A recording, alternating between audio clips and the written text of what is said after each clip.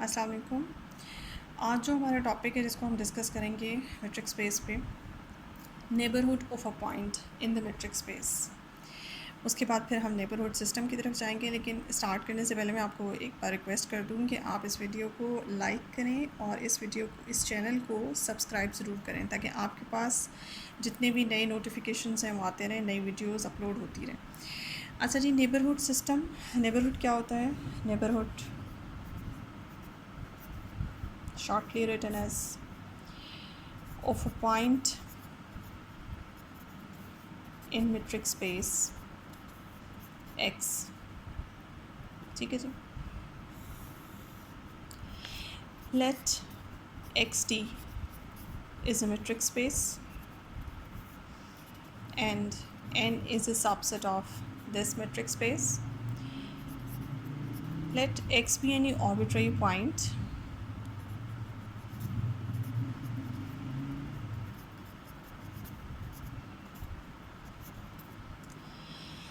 then the set n is called neighborhood of x if there exists some open set u such that x belongs to u and u is contained in n। ये है जी आपके पास, अगर ये चीज़ हो जाए, इस तरह की कंडीशन सेटिस्फाई हो जाए, तो फिर हम कहते हैं कि ये पॉइंट, ये जो सेट है n, ये इस पॉइंट x का नेबरहुड है। अब इसको ड्रॉ कैसे करते हैं? फिगर से बहुत अच्छी तरह से समझ आ जाता है। फिगर से इसको समझते हैं। फॉर एग्ज़ाम्पल, ये आपके पास है मेट्रिक स्पेस x, उसके अंदर आपके पास ये पॉइंट है स्मॉल x जो आपने आर्बिट्रेरी सेलेक्ट किया। ये एक ओपन सेट है u जो इस पॉइंट x को अपने अंदर कंटेन कर रहा है, और ये एक सेट है n जो इस u को भी अपने अंदर कंटेन कर रहा है। सो आपने क्या किया? आपने ये एक मेट्रिक स्पेस में से कोई भी एक पॉइंट उठाएं और उसको कंटेन करने वाला एक n सेट सेलेक्ट करें।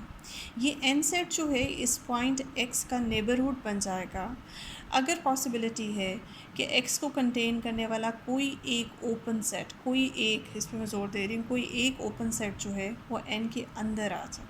आपके लिए मतलब x को कंटेन करने वाले आपको बहुत से ओपन सेट्स मिल जाएंगे, लेकिन इस वक्त हमें ज़रूरत सिर्फ किसी एक ओपन सेट की है। ओपन सेट कोई ऐसा आपको मिल जाए जो कि n के अंदर कंटेंट हो, तो फिर हम ये कहते हैं कि n जो है वो इस पॉइंट का नेबरहुड है। ठीक है। अच्छा, इसमें क्या होता है कि क्या एक पॉइंट के एक ही नेबरहुड होता है? यहाँ पे आपको बता दें, point x may have more than one neighborhood। एक से ज़्यादा नेबरहुड्स हो सकते हैं। फॉर एग्ज़ाम्पल से n1, n2, n3 and so on are the neighborhoods of x। एक सिंगल पॉइंट के ये सारे नेबरहुड्स हैं।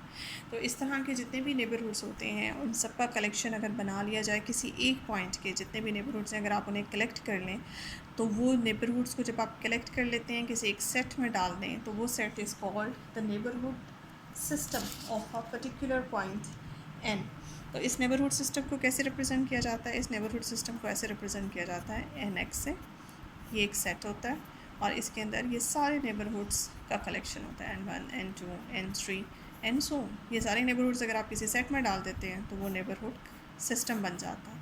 तो नेबरहुड सिस्टम को कैपिटल N से रिप्रेजेंट करें, और ये किसका नेबरहुड सिस्टम है? किसी एक पॉइंट का नेबरहुड सिस्टम है। इस पॉइंट को यहाँ मेंशन करना बहुत ज़रूरी है। सो हमने यहाँ देखा कि नेबरहुड क्या होता है, और एक पॉइंट का नेबरहुड एक से ज़्यादा हो सकते हैं, और वो नेबरहुड सिस्टम क्या होता है। So this is the neighbourhood system, इसे कह सकते हैं।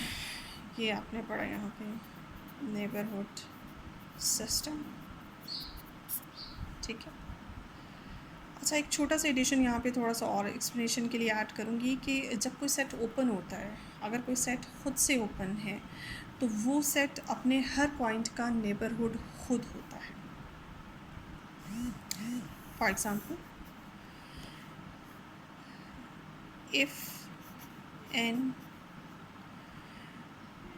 is an open set in the metric space x, तो फिर ये अपने अंदर ही पाए जाने वाले हर पॉइंट का नेबरहुड बन जाता है। फॉर एग्ज़ाम्पल, जैसे कि ये अगर आपके पास मेट्रिक स्पेस है x, ये आपके पास n है, तो आपको पता है इसके अंदर से आप कोई पॉइंट सेलेक्ट करें y फॉर एग्ज़ाम्पल, तो y आपने उठाया n में से, अब y का नेबरहुड भी n ही बन गया। क्यों? क्योंकि नेबरहुड बनने के लिए तो हमें ये चाहिए था ना कि there must exist some open set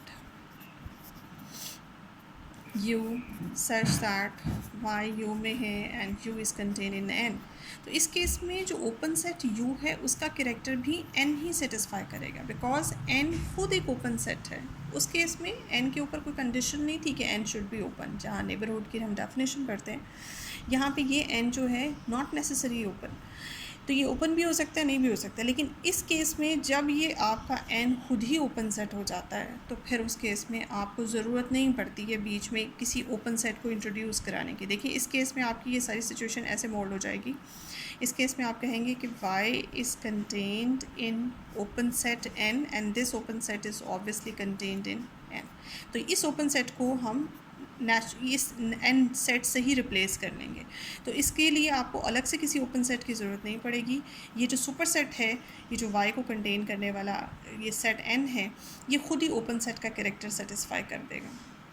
तो इसलिए आपको ना ज़रूरत नहीं पड़ेगी कि आप अलग से दिखाएं, किसी ओपन सेट को इंट्रोड्यूस कराएं। तो इस केस में जब आपका ये n सेट जो है, ये जो नेबरहुड का कैरेक्टर सेटिस्फाई करने जा रहा है, ये सेट अगर खुद ही ओपन हो जाता है तो फिर ऑटोमेटिकली ये अपने ही पॉइंट्स का नेबरहुड हो जाता है। पहले तो वो पॉइंट था, पहले जो आप रैंडमली पॉइंट सेलेक्ट करते हैं उसमें भी देखें आपने वो पॉइंट, यहाँ तो हम जब स्टार्ट में डेफिनेशन में स्टार्ट करते हैं कि हम x में से रैंडमली कोई भी पॉइंट उठाते हैं, लेकिन बाद में पता चलता है वो पॉइंट बेसिकली जो आपने n सेट लिया वो उसके अंदर से होना ज़रूरी है। यानी कि जो सेट किसी पॉइंट का नेबरहुड बनता है वो पॉइंट उस सेट के अंदर होना ज़रूरी है।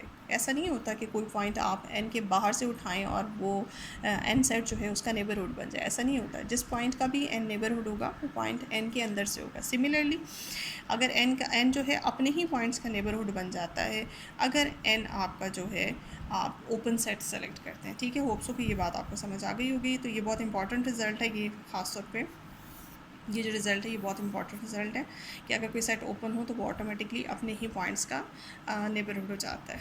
ठीक है जी, तो आज के लिए नेबरहुड के टॉपिक में बस इतना ही।